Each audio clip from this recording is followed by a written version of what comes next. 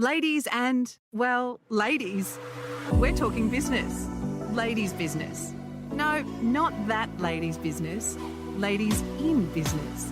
Especially tradie business. Whether you're a CEO, self-employed, working for someone or supporting someone else in theirs, this is a podcast about ladies in tradie businesses.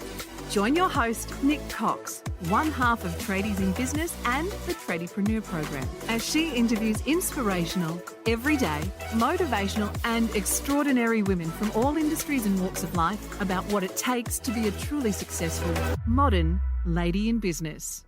Hello, ladies, and welcome to the Ladies in Business podcast. I'm Nic Cox, the co-founder of Tradies in Business. I'm a tradie wife and boss lady, a role it took me a really long time to be comfortable with. This is our very first episode of the Ladies in Business podcast, and I hope you will continue to join me as I interview some amazing guests, share my insights, and encourage you to step into true business ownership. So many of us tradie wives find it challenging to, first step into that space within the business. We tend to hide behind our imposter syndrome. Hello, imposter syndrome. And prevent our true business selves from shining. It's certainly something that I found very uncomfortable in the beginning. As we grow the podcast, I hope to take you on a bit of a journey of self-discovery. That sounds a bit woo-woo, and it's true. As you, my friend, have many talents, and they are completely transferable from your life and your personal business experience into your trade business. So I started my life as a tradie wife in the way many of us do, watching my builder husband drown under the weight of running a business, feeling like he was letting so much slip, that annoying feeling where there's so much I felt like he should have been doing and he wasn't doing. So I put my hand up to do the only thing I thought at the time I could do to help him out, and that was the data entry. I've got to be honest, I hated it. I hate data entry. I still hate it now. I don't do it anymore. I'm just not one for bookwork. However, I knew I had a load of other business skills that I'd learned throughout my career as a business manager in various businesses that must be transferable to a trade business somehow. But I didn't have the confidence in my knowledge in the trades. It's something I hear a lot, unfortunately, is that imposter syndrome, stepping up and showing up as thinking we don't have enough knowledge to actually step into a business that we feel like we don't know enough about to help run. Those old self-limiting beliefs would continue to show up and stop me from having the confidence that I needed to suggest the change to my builder husband. And the times that I did, it was often met with, a lack of confidence on his behalf, or a lack of acceptance as well. Because how's that going to work in a trade business, right? How many times have you heard that? Funnily enough, though, all of my lessons were completely transferable, and we continue to use them today.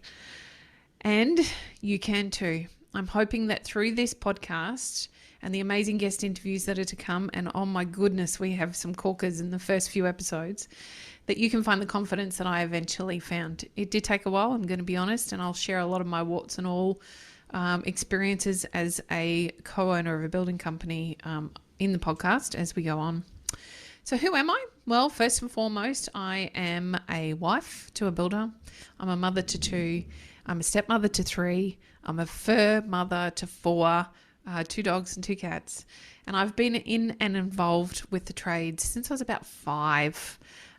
At 5, I was allowed to go to work with Dad on the building sites, but only on a Saturday, only on a Saturday because the other guys wouldn't be there, and so therefore nobody would swear. And my dad was feeling a little uncomfortable about the possibility of guys swearing on site while I was there. Little did he know that my ears are not as tender as he thought they were. Dad's a plasterer. My brother is a plasterer. My husband, as I said, is a builder. My father-in-law and brother-in-laws are both builders. And my next generation are actually now stepping into the trades as well, with my 2 stepsons, both apprentice tradies. One is a plumber and one is an apprentice chippy. So I'm pretty firmly entrenched in the industry. I have a building company with my husband. It's not all been smooth sailing. It's actually been pretty tough. About 5 years ago now, the builder had the first of a couple of breakdowns. In fact, he went on to have several, largely due to the stress of running a trade business and the pressure that came with that, unfortunately. They were pretty dark and scary times. I still get upset when I think about them, actually. They were so challenging at the time. He simply couldn't get out of bed, which meant that I had to step up and figure out how to take on this business ownership role that I'd been trying to avoid. I had to sink or swim, and fortunately I kind of swam. Maybe I mostly just did the I don't know, tread water thing, realistically. It was really, really lonely. I didn't know where to turn to for support or encouragement, or even who I could talk to about what I was going through. At that time, there were no podcasts for tradie supporters. There were others out there that were mostly talking to the tradie, and I probably didn't understand at the time that most of that knowledge, again, was transferable to me, and I could have taken a lot of that and run with it. But at the time, I felt really lonely, and I felt isolated in that I feel as though, and I still do, as tradie wives or partners, we have a very different story and a very different perspective around business than our tradies do. So that's a bit of why I'm actually starting this podcast now as a tradie wife.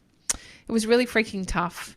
And as I was brave enough to start sharing some of that journey on my then blog, The Builder's Wife, I had a lot of feedback from other women in the same position as myself. You see, burnout for tradies is super common, and we often don't see the signs until they're unable to go on, or they have a breakdown, much like my husband did. And as the wives or partners, we do feel compelled to step up and help. That's what led me to doing what I do now, and working with trade business owners to stop them reaching burnout by teaching them how to run their own businesses. Like most business owners, tradies often create businesses through their amazing skills or their talents as a tradie, but they're never taught how to do the business side of running a business. You know, the things like working on your sales process to ensure that we don't waste time with tire kickers. Hello, how many of us have been sitting there at 10 or 11 o'clock on a Monday, Tuesday, Wednesday, Thursday, Friday evening while our poor tradies are working on a quote that's never going to go anywhere, or creating a cash flow forecast so we all understand what our income might actually look like over the next couple of months. We just don't know how to do any of this until we're shown. We don't know what we don't know. And it was through my own hard and bumpy learning that my husband didn't know this, that I had the realization that this was the key to preventing the burnout, the business stuff, not the tool stuff. It's great that they're great on the tools, and that's not what's going to count at the end of the day. My amazing co-founder, Warwick, was, and I've been working together now for about 4 years to change the lives of trade business owners. And during that time, we've worked with some amazing tradie couples to help them make the necessary change to being business owners instead of self-employed tradies, which is definitely what my husband was at the time. We're actually going to be speaking to some of our amazing tradie wives on upcoming episodes, as well as some super inspirational boss ladies who have and continue to inspire me in my own business. I've got some amazing friends doing incredible stuff, and they too have had really bumpy journeys, and they're very prepared to come and share their stories with you. We've also got a few business-changing guests lined up. That's a big call, but we have some amazing guests lined up, all ladies, I might add, that have some cool tools or resources or apps or business-based products that can really change the way you currently do business in your trade-based business. So listen up, ladies. Please join me again real soon as I introduce you to my amazing friends, my mentors, and those who have inspired me over my business journey. If you'd like to be a guest on the show, we'd really love to speak to you here at Ladies in Business. Please head on over to the Ladies in Business podcast Facebook and Instagram page. You can send me a DM on either of those platforms. I'd love to share your story. Would really love to have a chat with you. Or if you've got any feedback about the structure of the show, some of the things that we're talking about, maybe you've got some guest suggestions even. I, again, would love to hear from you. You can hit me up on either of those social channels. And if you'd like to know anything more about Tradies in Business, just Google Tradies in Business and you will see Warwick and I and our goofy smiling faces there with plenty of information to share. Looking forward to talking to you all again really soon.